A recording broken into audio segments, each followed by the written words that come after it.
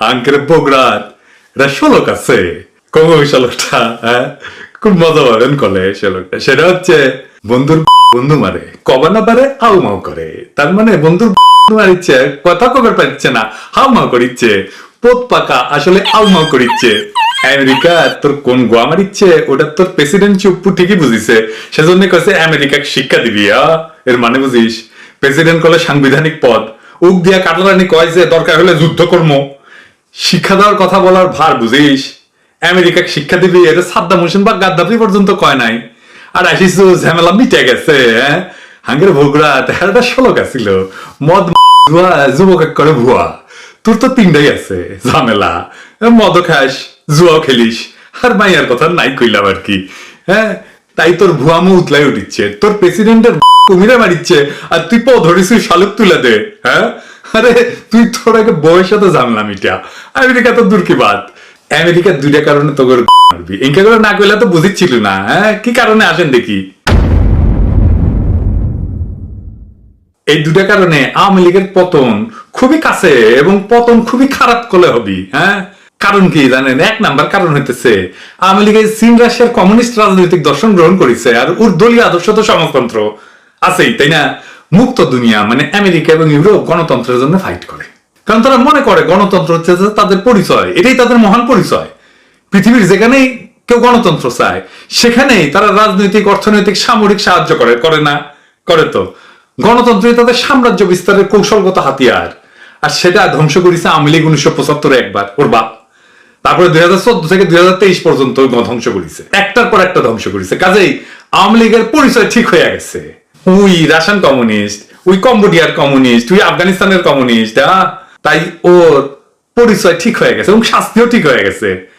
দুনিয়ার একমাত্র কমিউনিস্ট দেশ চীন, যারে আমেরিকা সহ্য করে, কারণ চীন নামেই কমিউনিস্ট। আসলে ওইটা বড় পুঁজিবাদ, আমেরিকার চাইতে বড় পুঁজিবাদ।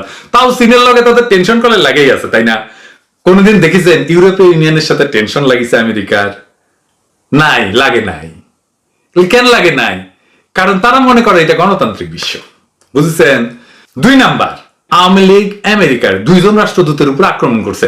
মার্শা বার্নিকাটের উপর সরাসরি আক্রমণ করছে, আর পিটার হাসের উপরে মায়ের কান্নাকাটি না কি জানা আছে এরকম একটা হাস্যকর একটা সংগঠন, ওইটার মাধ্যমে।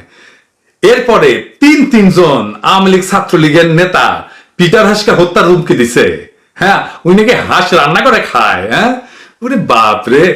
তার উপরে স্বয়ং প্রেসিডেন্ট চুপ্পু কসে আমেরিকা শিক্ষা দিবি, কসে না? এই যে দেখেন, আর কাটল রানী সব পুরো আওয়ামী লীগের র্যাঙ্ক এন্ড ফাইল, তারপরে বুদ্ধিজীবীরা দিন রাত আমেরিকা গেলায় গেছে, এখনো গেলাচ্ছে। এটা হইতেছে আমেরিকার যে ডিপ্লোম্যাটিক সার্বভৌমত্ব আছে তার বিরুদ্ধে যুদ্ধ করার সামিল। তাই আওয়ামী লীগের পতন খুবই নিকটে। অন্য আরো কারণ আছে, ওইগুলো এক্সট্রা, মানে বোঝার উপরে যেমন শাকের আটি থাকে তেমন।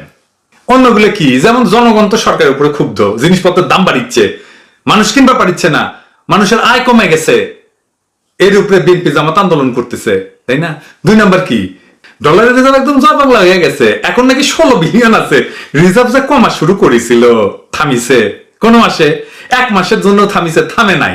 ডায়রিয়ার স্বাস্থ্যের মতো বাড়াই যাইতেছে, বাড়াই যাইতেছে, বাড়াই যাইতেছে। ডায়রিয়া হাগার একটা মজা করে। হ্যাঁ কি বাড়াচ্ছে, কতটা বাড়াচ্ছে সেটা করে টের পাওয়া যায় না, তাই না?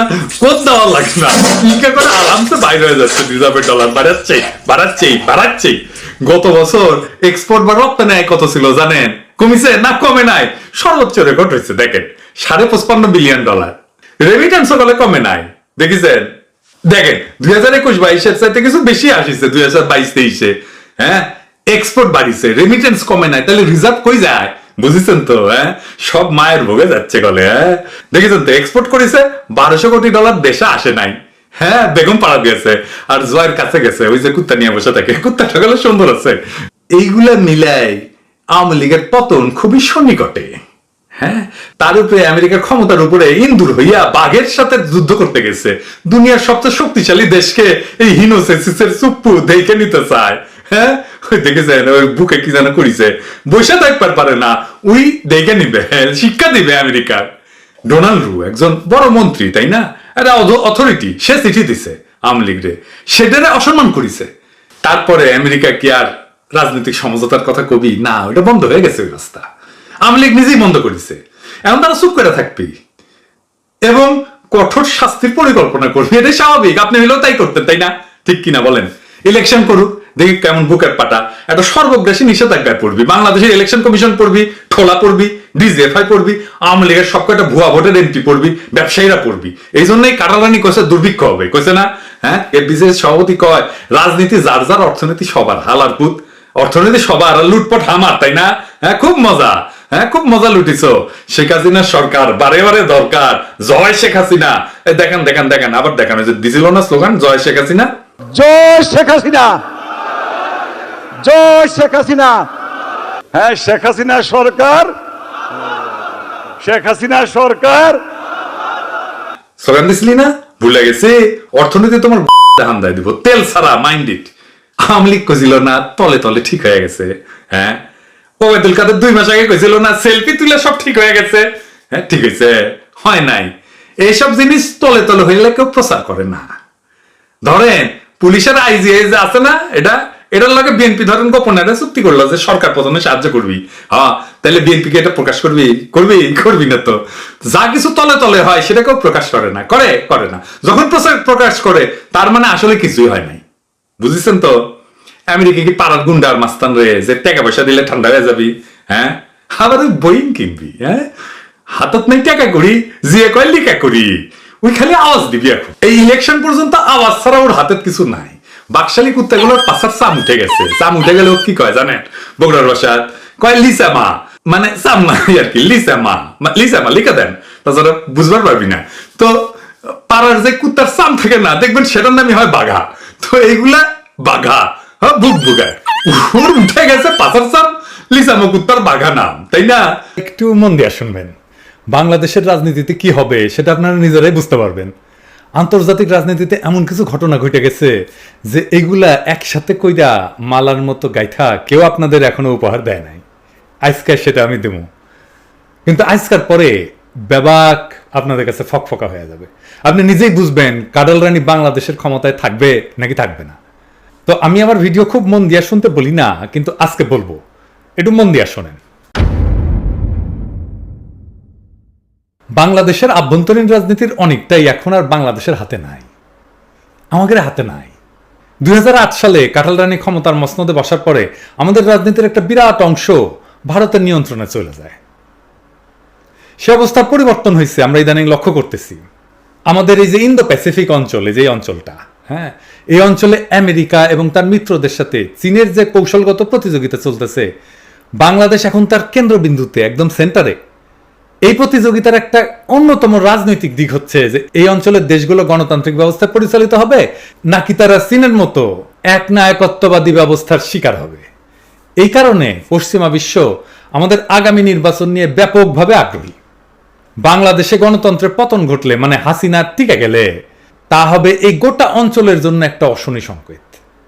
এই কারণেই আমেরিকার পররাষ্ট্রমন্ত্রী মিস্টার ব্লিংকেন কিছুকাল আগে আমাদের বলছিলেন যে আমাদের আগামী নির্বাচনের উপরে রয়েছে সারা বিশ্বের চোখ। তো এই যে বাংলাদেশের রাজনীতির ব্যাপারে বাকি বিশ্বের যে ক্রমবর্ধমান আগ্রহের কারণে আমাদের রাজনীতিতে কি ঘটতেছে বা আগামীতে কি ঘটতে যাচ্ছে তা বোঝার জন্য দেশের কোন রাজনীতিবিদ বা দল কি করতেছেন বা বলতেছেন সেটা দেখলে চলবে না, কিন্তু আমাদের দৃষ্টি দিতে হবে অনেক বড় পরিসরে। বাইরের দুনিয়ায় কি কি ঘটতেছে তা সঠিকভাবে বিশ্লেষণ করলে আমরা আমাদের রাজনীতির গতিমুখ এবং আগামীতে কি কি ঘটতে যাচ্ছে তা ভালোভাবে বুঝতে পারবো। আমি অনেকদিন আগে একটা ভিডিও করছিলাম যে বাংলাদেশকে নিয়ে পরাশক্তির এই উত্তেজনা কেন, অনেক আগে। আমি তখন কেবল ইউটিউব শুরু করছি, তো আপনারা হয়তো অনেকেই দেখেন নাই। যদি সময় পান এটা একটু দেখে নিন আমার এই ভিডিওটা দেখার পরে, তাহলে পুরোটা আরো একটু ভালোভাবে বুঝতে পারবেন। যদিও এই ভিডিওটা পুরানো, কিন্তু পুরো ঘটনাটা কোথায় থেকে কোথায় আসছে এটা বোঝার জন্য এটা কাজে দেবে। তবে কোথায় আমাদের চোখ রাখা লাগবে? অনেক দূরে, ইউরোপে, মানে আমি সেখানে আছি আর কি। ইউরোপের তুরস্কে কি হয়েছে? তুরস্কে জানা আছে? জানা নাই? আসেন এটা একটু দেখি। কয়েক সপ্তাহ আগে তুরস্কের প্রেসিডেন্ট নির্বাচন হয়ে গেল না? প্রথম দফায় কোনো প্রার্থী কিন্তু শতকরা 50% ভোট পায় না। তো ওই সমস্ত দেশে একটা সিস্টেম আছে যে শতকরা 50% ভোট না পেলে দ্বিতীয়বার ভোট নেওয়া হবে। তো দ্বিতীয়বার ভোট নেওয়া হইলো, তাতে প্রেসিডেন্ট এরদোগান জয়লাভ করলেন, মাশাআল্লাহ। নির্বাচনের আগে পশ্চিমা সংবাদ মাধ্যমের একটা বড় অংশ কিন্তু এরদোগানের সমালোচনা করছিল, কিন্তু তিনি যখন চূড়ান্তভাবে বিজয়ী হলেন তখন তার বিজয় নিয়ে দুনিয়ার কোথাও কোনো প্রশ্ন ওঠে নাই। তার কারণ তুরস্কের নির্বাচন অবাধ এবং সুষ্ঠু হয়েছিল। কাটারানির রাতের ভোট তো দূরের কথা, তুরস্কের নির্বাচনে কোনো ধরনের কারচুপির খবরও আমরা শুনিনি। একেই বলে সত্যিকারের গণতন্ত্র। এবং এই গণতন্ত্র অনুশীলন করে এবং জনগণের প্রকৃত সমর্থন নিয়ে এরদোগান বারবার তার দেশের প্রেসিডেন্ট নির্বাচিত হচ্ছেন। কাটাল রানীর মতো অভূতপূর্ব ভোট ডাকাতি বা বিরোধীদেরকে গুম খুন বা ব্যাপক কারাবন্দির মতো ভয়াবহ অপরাধমূলক কাজ তাকে করতে হয়নি। অনেকে বলেন যে ওখানে একটা কু হয়েছে এবং কুয়ের পরে উনি যথেষ্ট নিপীড়ন চালাইছেন, কিন্তু একটা দেশে একটা কু হয়ে গেছে। হ্যাঁ, কু হয়ে গেছে, এটার কারণটা সামলাইতে হবে না। যাই হোক, এই প্রসঙ্গে আর না যাই। এই তুরস্কের নির্বাচনের ফলাফল দেশে বিদেশে সকলেই প্রশ্নাতীতভাবে মেনে নেয়। নির্বাচনের পরপর এরদোগান তুরস্কের আন্তর্জাতিক সম্পর্কের ক্ষেত্রে কয়েকটা পদক্ষেপ নিয়েছেন। এইটা পর্যালোচনা করলে আমরা দুনিয়ার রাজনীতি কোন দিকে যাইতেছে সেটা বুঝতে পারবো এবং বাংলাদেশের রাজনীতির আসন্ন ভবিষ্যৎ সম্পর্কেও ধারণা করতে পারবো। কি করছে এরদোগান নির্বাচিত হওয়ার পরে? আসেন দেখি। এরদোগানের জয়ের পরে পুতিন এবং ইউক্রেনের জেলেনস্কি দুজনে অভিনন্দন জানাইছিলেন এরদোগানকে। এর কিছুকাল পরে আমরা দেখলাম জেলেনস্কি গেলেন তুরস্ক সফরে। এরদোগান তাকে শুধু উষ্ণ স্বাগতমই জানালেন না, তিনি ইউক্রেনের ন্যাটো সদস্যপদ লাভের তুরস্কের যে সমর্থন সেটা জ্ঞাপন করলেন। তুরস্ক কিন্তু ন্যাটোর একজন গুরুত্বপূর্ণ সদস্য। ইউক্রেন ন্যাটোতে অন্তর্ভুক্ত হইতে চায়, এটা তো ছিল পুতিনের ইউক্রেন আক্রমণের একটা বড় কারণ, তাই না? ইউক্রেন ন্যাটোতে আসবে, এটার জন্য যে এরদোগান সমর্থন দিল, এইটা পুতিনের জন্য একটা বিশাল বড় বিপর্যয়কর ঘটনা। কিন্তু এরদোগান কিন্তু এখানে থামলেন না। তুরস্কে 5 জন ইউক্রেনের কমান্ডার আশ্রয় নিছিল। কেমনে জানেন? এরা ওই যে মারিওপোল হয়েছিল না, মারিওপোলে যুদ্ধ হয়েছিল না, রুশ বাহিনীর কাছে ধরা পড়ছিল এবং একটা সমঝোতার অংশ হিসেবে রাশিয়া তাদেরকে তুরস্কে যাওয়ার অনুমতি দিছিল। একটা শর্ত দিছিল, কিন্তু শর্ত ছিল যে যুদ্ধ শেষ হওয়ার আগে তারা যেন ইউক্রেনে না ফেরে, তারা ফিরতে পারবে না। কিন্তু কি করলেন এরদোগান? এরদোগান ওই 5 জন ইউক্রেনীয় কমান্ডারকে জেলেনস্কির সাথে কিয়েভে ফেরার অনুমতি দিলেন। তো রাশিয়া যে শর্ত দিছিল যে যুদ্ধ শেষ হওয়ার আগে ওরা ইউক্রেনে ফিরতে পারবে না, এই শর্ত কি এরদোগান মানলেন? মানলেন না, ভঙ্গ করলেন। রাশিয়া কিন্তু তাৎক্ষণিকভাবে তীব্র প্রতিবাদ জানাইছে। তারপরে এরদোগান এটা করছেন। কেন করছেন আমরা আস্তে আস্তে বুঝে যাব কেন করছেন। তারপরে এরদোগান আর একটা কাজ করলেন।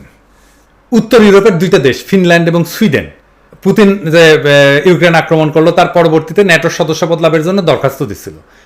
এই 2টা দেশেরই কিন্তু রাশিয়ার সাথে বর্ডার আছে। হ্যাঁ, তো এদের প্রার্থিতা, এদের ক্যান্ডিডেটশিপ এটা গ্রহণ করবে কি করবে না, এটার জন্য ন্যাটোর যারা সদস্য আছে প্রত্যেকটা সদস্যের সম্মতির দরকার আছে যে তার প্রার্থিতা গ্রহণ করবে কিনা। এর জন্য তো তুরস্ক কিন্তু ফিনল্যান্ডের প্রার্থিতা অনুমোদন করছিল, কিন্তু সুইডেনেরটা দেয় নাই, কিন্তু দিছিল না। সুইডেনের দরখাস্ত কিন্তু আটকায় রাখছিল তুরস্ক। তার কারণ হিসেবে এরদোগান বলছিল যে সুইডেনে কিছু ব্যক্তি এবং গ্রুপ তুরস্ক বিরোধী যে সমস্ত কর্মকাণ্ড পরিচালনা করে তার সে সমস্ত বন্ধ না করলে তুরস্ক সুইডেনকে সমর্থন দেবে না। কিন্তু এই মাসের 11 এবং 12 তারিখে ন্যাটো সম্মেলন হয়ে গেল। তার ঠিক আগে এরদোগান ঘোষণা করলেন যে তিনি সুইডেনের যে প্রার্থিতা ছিল, তার দরখাস্ত ছিল, সেইটা উনি অনুমোদন করবেন। তো তাইলে একটা সীমান্তবর্তী দেশ মানে ফিনল্যান্ড আগেই তো দরখাস্ত দিয়ে রাখছে, আর একটা দেশ সুইডেন সেও কিন্তু ন্যাটোভুক্ত হইতে যাচ্ছে। এটা কিন্তু পুতিনের জন্য আর একটা বড় দুঃসংবাদ। তো ইউক্রেন আক্রমণের পরে ন্যাটোভুক্ত দেশগুলোর মধ্যে কিন্তু এরদোগানের তুরস্কই যুদ্ধরত 2 পক্ষের সাথে সম্পর্ক বজায় রাখছিল। দীর্ঘ 2 দশক দেশ শাসনের পরে আরো একটা নতুন দফায় প্রেসিডেন্ট নির্বাচিত হইয়া এরদোগান আভ্যন্তরীণভাবে একটা শক্তিশালী অবস্থানে কিন্তু ছিলেন। তারপরে তিনি পর পর পর পর কেন এই অ্যাকশনগুলো নিলেন যা পুতিনের জন্য চরম ক্ষতিকর। এককালে তুরস্ক ছিল পৃথিবীর অন্যতম শক্তিধর সাম্রাজ্য, অটোমান সাম্রাজ্য। সেই বিশাল ক্ষমতা এখন নাই, কিন্তু একেবারে ফেলে দেওয়ার মতো কিন্তু না তুরস্ক। তুরস্ক এখন ইউরেশিয়ার একটা প্রধান শক্তি। রাশিয়ার সাথে তাদের কয়েক শত বছরের সম্পর্ক, কিন্তু রাশিয়াতে কি হচ্ছে তার বিস্তারিত খবর কিংবা দিশটাতে কি ঘটতে যাচ্ছে তার বাস্তবতা ভিত্তিক অনুমান তুরস্কের গোয়েন্দা সংস্থা থেকে শুরু করে নীতি নির্ধারকদের কিন্তু থাকে। ইউক্রেন যুদ্ধে যা ঘটতেছে এবং রাশিয়ার অভ্যন্তরে সাম্প্রতিক ঘটনাবলিতে এরদোগান সরকারের মনে হয়েছে যে পুতিন একটা কঠিন অবস্থায় পড়ছেন, কঠিন বাটে পড়ছেন, যা থেকে নিষ্কৃতি পাওয়া কঠিন। কেন?